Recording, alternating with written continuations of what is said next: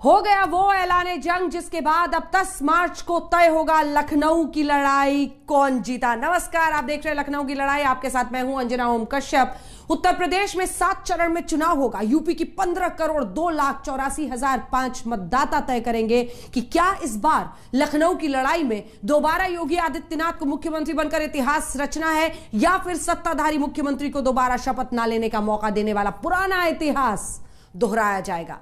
इसी फैसले के सबसे बड़े फैक्टर हैं खुद प्रधानमंत्री नरेंद्र मोदी। 2017 के चुनाव में 86% स्ट्राइक रेट से जहां प्रचार किया वहां जीत दिलाने वाले नरेंद्र मोदी क्या इस बार 2022 में वापस बीजेपी को जिता देंगे? जबकि पंजाब के फिरोजपुर में खतरे का सामना करके मैं जिंदा लौट पाया बोलने वाले नरेंद्र मोदी अपनी लहर के साथ सहानुभूति बटोरने वाली हवा भी पैदा हो सकती है।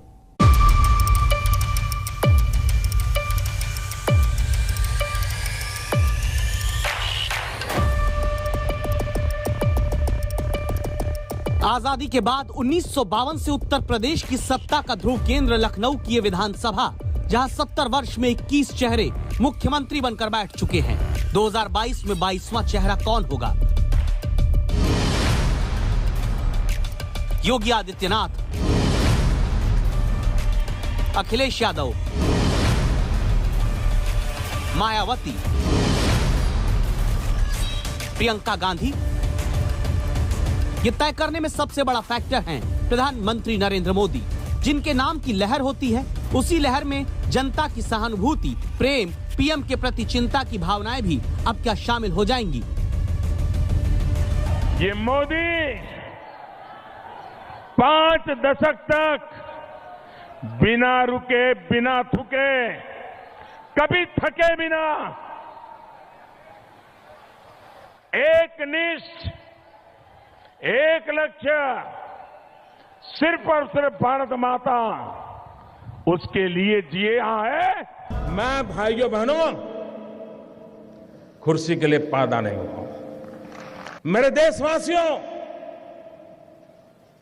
मैंने घर, परिवार, सब कुछ देश के लिए छोड़ा है। भावनाएं पत्थर को भी पिघला देती हैं। यहाँ तो वोटर का दिल जीतना है। नरेंद्र मोदी का जीवन चुनावी ऐलान से पहले ही पंजाब के फिरोजपुर में खतरे में आया, जहाँ से लौटकर उन्होंने कहा, मैं जिंदा लौट पाया। भले अभी 15 जनवरी तक उत्तर प्रदेश में चुनावी रैली, रोड शो पर रोक लगी हो, लेकिन नरेंद्र मोदी की जीवन सुरक्षा के लिए जिस तरह यूपी में मुख्यमंत्री वाराणसी में काल भैरव से लेकर काशी विश्वनाथ तक पूजन कर आए, तय है उत्तर प्रदेश के 7 चरणों के चुनाव में मोदी फैक्टर का एक हिस्सा मैं जिंदा लौट पाया की कहानी का भी जरूर होगा। न मुझे राज्य की कामना है, न मुझे मोक्ष की कामना है। मुझे उन दुखी दरिद्रियों की सेवा करना, यही मेरी कामना है। उसी कामना को लेकर के हम चले। मोदी अपने आप में एक मुद्दा क्यों इलेक्शन का बन जाते हैं? सबूत यह कि 2019 के लोकसभा चुनाव में पीएम मोदी के नाम पर वोट देने वाले देश में 32% और उत्तर प्रदेश में 26% लोग थे। जहां बीजेपी 100 में से 26 वोट अकेले नरेंद्र मोदी के नाम पर पाती हो, वहां 10 फरवरी से 7 मार्च तक 7 चरणों के चुनाव भले योगी के नाम पर हो, लेकिन चमत्कार के लिए चाल और चेहरा नरेंद्र मोदी का है। इसका फैसला 29 अक्टूबर को ही हो गया था। को फिर से एक बार 24 में प्रधानमंत्री बनाना है तो 22 में फिर एक बार योगी जी को मुख्यमंत्री बनाना है।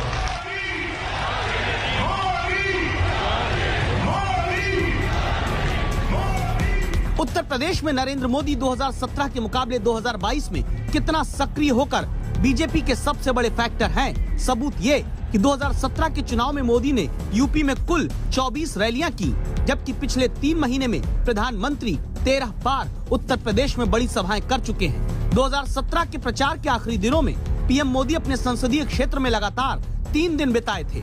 इस बार चुनाव की तारीखों का ऐलान बाद में हुआ। पहले ही प्रधानमंत्री न सिर्फ वाराणसी में 2 दिन लगातार रह आए, 10 दिन में 2 बार वाराणसी हो आए। प्रधानमंत्री का इतना फोकस साफ करता है कि लखनऊ की लड़ाई का जिम्मा वो अपने कंधे पर पहले ही ले चुके हैं। सबका साथ, सबका विकास, सबका विश्वास और सबका प्रयास की ये भाषा भी उनके सिलेबस में, उनकी डिक्शनरी में ये बातें है ही नहीं है। उनके सिलेबस में है माफियावाद, परिवारवाद, उनके सिलेबस में है घरों जमीनों पर अवैध कब्जा। पहले की सरकारों के समय यूपी के लोगों को जो मिला और आज यूपी के लोगों को हमारी सरकार से जो मिल रहा है, उसका फर्क साफ है, उसका फर्क साफ है। 2014 के बाद हर राज्य के विधानसभा चुनावों को ध्यान में रखकर बीजेपी की रणनीति देखें तो यही पिरामिड है, जिसमें सबसे ऊपर होते हैं नरेंद्र मोदी, उनका नाम, फिर नरेंद्र मोदी की रैली, नरेंद्र मोदी का भरोसा, उसके बाद राष्ट्रीय मुद्दा, फिर क्षेत्रीय मुद्दे, फिर महिलाओं, गरीबों, ग्रामीणों के लिए योजनाएं। बीजेपी के इस पिरामिड की रणनीति में ज्यादातर चुनावों में राज्य का चेहरा प्लान का हिस्सा नहीं होता। वजह समझने लखनऊ चलिए। लखनऊ की इस लड़ाई में बीजेपी को मालूम है कि आमने सामने की लड़ाई का सीधा मतलब है वोटों का सीधा नुकसान, और बीजेपी राजस्थान, मध्य प्रदेश और छत्तीसगढ़ में इसके उदाहरण देख चुकी है। और तो और बंगाल में भी सीधी लड़ाई में बीजेपी चुनाव हार चुकी है। ऐसी स्थिति में अब इस किलेबंदी को लेकर प्रधानमंत्री ने अब पूरे चुनाव को सीधे अपने हाथ में ले लिया है। उत्तर प्रदेश पिछले 5 वर्षों के दौरान प्रधानमंत्री मोदी जी के मार्गदर्शन में, उनके प्रेरणा से